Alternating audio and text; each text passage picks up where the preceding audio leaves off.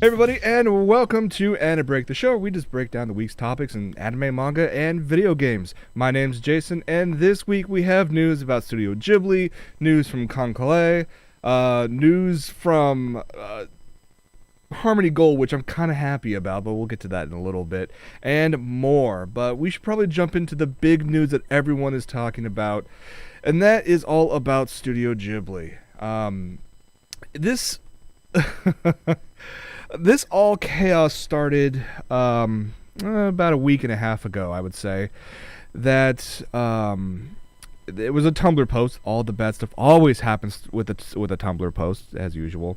Someone mistranslating a recent interview with one of the higher ups over at Studio Ghibli, saying that they were going to close down and stop making movies.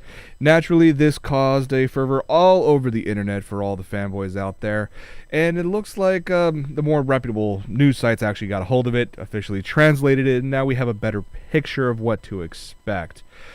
So, let's see. We already know Hayao Miyazaki is already retired from directing feature films. Recently, on a TBS television program called Jonetsu Tariku, the co-founder of Studio Ghibli, Toshio Suzuki, actually, appeared on the show to actually talk about what's going to happen in the future of the company. They said that the studio is undergoing great changes. This was also mentioned at the recent shareholders meeting. And he did muse that some of these changes may include dismantling the production department. Now, there already has been some discussion in the past about actually dissolving the studio outright, which, oh, come on. I mean, none of us would really like that or appreciate that.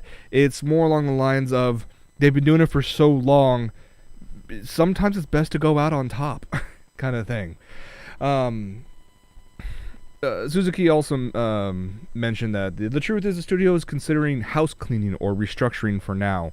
The end result may be rebuilding the studio or creating an environment for the next generation. There's no means impossible to keep producing movies forever, but they will, and this is where the confirmation comes in, they will take a brief pause to consider where we go from here. Now, the funny thing about all of this is that he also mentioned on a different TV show later on, called Asaichi, that Miyazaki, quote-unquote, may make something again. The thing is about this is that for the longest time, even before Miyazaki ever announced a retirement or even consideration of retirement, he always talked about making a short film for the Ghibli Museum, which stuff that's made for that museum specifically never ever makes its way on the internet. It's one of those places that you kind of almost have to make a pilgrimage to go and then actually, reserve tickets ahead of time. So, now granted, Miyazaki himself has been incredibly busy, even though he's retired. While he's also working on this new manga right now, but he spends the majority of his time actually back at Studio Ghibli, kind of mentoring the other animators. So it makes me wonder if his retirement was a little too early for his taste. Who knows what's going to happen. But maybe if he does this short film and he feels afterwards, hey, I have it in me for another film, awesome, I'm all down for that. Because, I mean, there's been several great directors over at Studio Ghibli. Not one of them being Goro, but that's besides the point. The son needs to do better, but that's all it is. So that's pretty much the gist of what's going on at Studio Ghibli. They are taking a pause to try to figure things out before they move forward, because when you lose someone like that, you definitely have to take a step back and really look at what you have coming up. Just because, come on, you lose that great of a person, you're going to have some blowback on that. But this is currently by no means the end of Studio Ghibli as we know it. They're just taking a pause. So we will see what happens with that. But with things going on the downside, there's always openings for new series out the window. Or in the window, I should say. And the big one that everybody's been talking about lately is Kite Collection, or KanColle. KanColle has been spending the better part of this year prepping for this massive onslaught of this browser-based game where you use, I guess, anthropomorphized versions of battleships and whatnot to fight each other. And I bet you if you get to, I think, level 99, you can also purchase a wedding ring, and you can increase a certain ship's abilities all the way up to level 150. So it is only in Japanese right now. There are several fan-made translations out there, as well as several fan-made English instructions of how to play the game online once you go through all the proxies and everything. But yes, KanColle is coming out with an anime. They're coming out with a couple manga, light novels. I mean, it's going on everywhere. So we finally have the first taste of what the anime is going to look like. And it's interesting. See if you agree with me.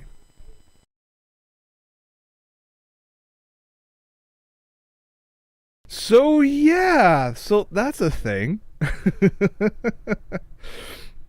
All right, so in this obviously heavily, if not completely CG animated anime, you featured 3 girls right there, Fubuki, Akagi, and Kaga. I do have to say, it is a unique premise. They had a ton of ways to go about with this. That could have been, hey, let's take the actual fleets or the ships that these girls are basically the moe versions of, and let's have them on like the deck of the ships and they control them that way. No, they're actually the ships themselves, as well they should be. That's how they are in the game. But then how do you cause them to go around and act like they're all Jesus and everything? Interesting. Although I do have to say, within hours of this actually going out, on the official Twitter account for this this new series, they've showcased this image from the trailer, and what a lot of people did was a lot of the fans decided to let's take her out of there, and okay, you have that. Let's start making this a meme, shall we?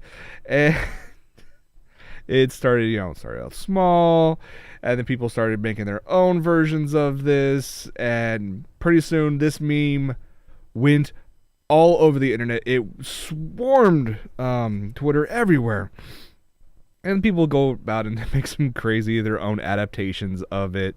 I do have to say, this is pretty ingenious. It's very simple, and people can jump on this real quick. I do have to say, though, this is my favorite so far. I think it just works out so well. So if you are interested in... Oop, that's not what I want. That one we want. There we go. If you are interested in this series, I'm willing to give it a shot. It does start next January, so it's for the winter season coming up. We got a couple more seasons before then. If you are into the meme, honestly, you can find the so-called template online. Just do a search for it, make your own, and post them on Facebook and Twitter. Be sure to include me in there, and I'll retweet them and whatnot, because honestly, these are actually quite hilarious.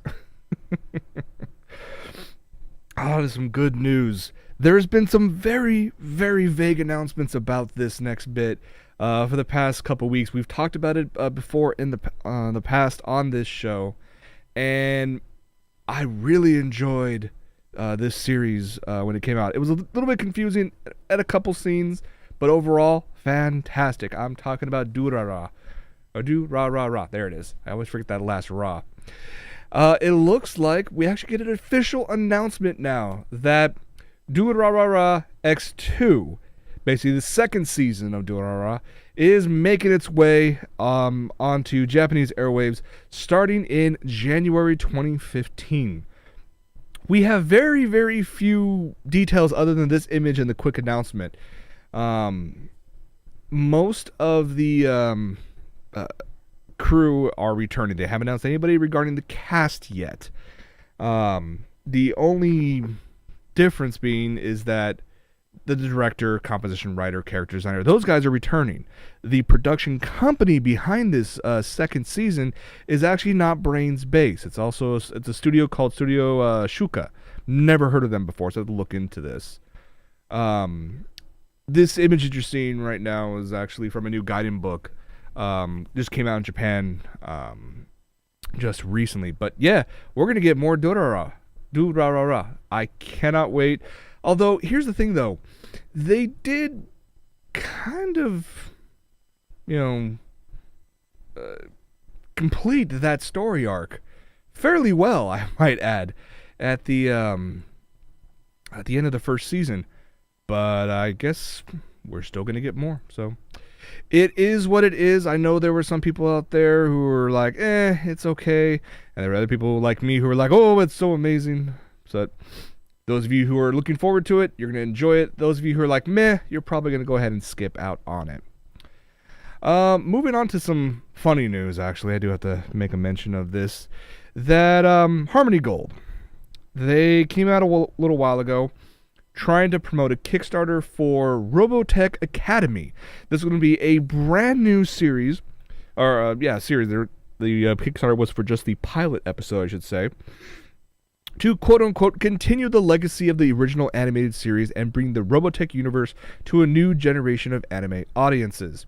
Well, the thing is, though, there are hardcore Robotech fans out there, but they're easily dwarfed by all the Macross fans out there. I do have to say Harmony Gold is releasing Robotech / Macross in the original version on DVD, like we talked about last week. But going to this Kickstarter real quick, they were, I think, 6 days before the deadline. They were initially asking for $500,000. At the time that they decided to cancel this thing, not just stop, just cancel this Kickstarter, they were at $194,574. Not even halfway there.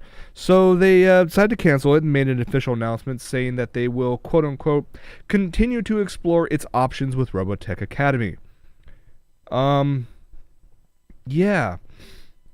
At least for me, I'm kind of happy this does not make it to a fruition. I'd rather have more Macross, and with Harmony Gold and legal issues and whatnot, and as I said last week, just give me freaking Macross Frontier, please. I know it's a little more complicated than that, but I don't care. Give me more Macross Frontier. I know a few weeks ago I talked about this this in a footnote. It's going to be a footnote again. That the Captain Harlock CG film, if you have yet to pick this up, it's only like $10 on Amazon for Blu-ray. And you haven't picked it up yet, you haven't checked it out yet, now you have no excuse whatsoever, because it's been officially announced that this epic movie is now available for streaming on Netflix in both the US and UK. This CG outing, I think, was actually done really well, and it had a phenomenal budget, considering Toei Animation was behind the project, and they say this was their highest production budget ever, equivalent about $30 million US. That's freaking kind of crazy. So, it is available, started about a week ago. You guys need to check it out. And people are saying I look tired as hell. It's just a long day at work. It is what it is, man. But there are so many cool things going on this weekend. I kind of wish I wasn't at home. Because, well, then again, if I wasn't home, I would either be in Las Vegas this weekend for the DEF CON Hackers Conference, or I would be at Otakon this weekend over in Baltimore. A lot of cool stuff is going on over there, so they already announced all their guest lists, some great, some panel announcements. I do have to say, though, this next announcement kind of takes the cake for me. I really want to see this movie, and the fact that Otakon is getting a special screening of this, I'm really jealous. They have announced just earlier today that they'll be hosting a special screening of the live-action Kite movie, the adaptation of the classic anime series, and this one stars And of course, Samuel L. Jackson, amongst a number of other people. We've shown you the trailer. We've shown you behind the scenes. We've shown you extra, featurettes about this movie. It's not available yet. It's kind of interesting that this movie is going to be first officially available. Well, let me see.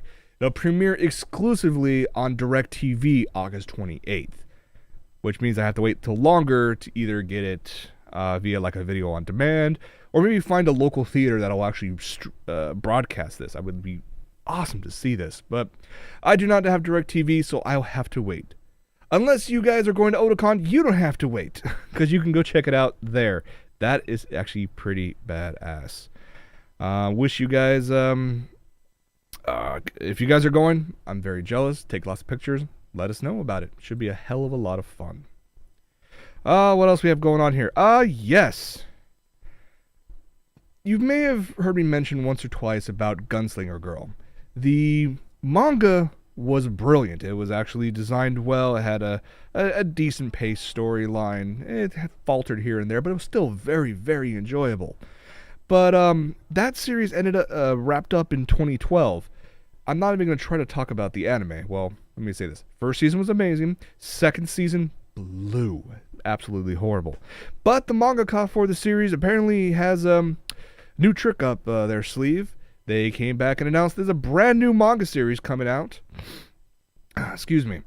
This is the mangaka itself is Yu Aida. They're coming back with a brand new series. He's a new publisher of a magazine called 1518, which kicks off in the Big Comic Spirits 3738 double issue over in Japan on August 11th. Not getting too much more information about this, but I actually really enjoyed what he did with what you did with Gunslinger Girl.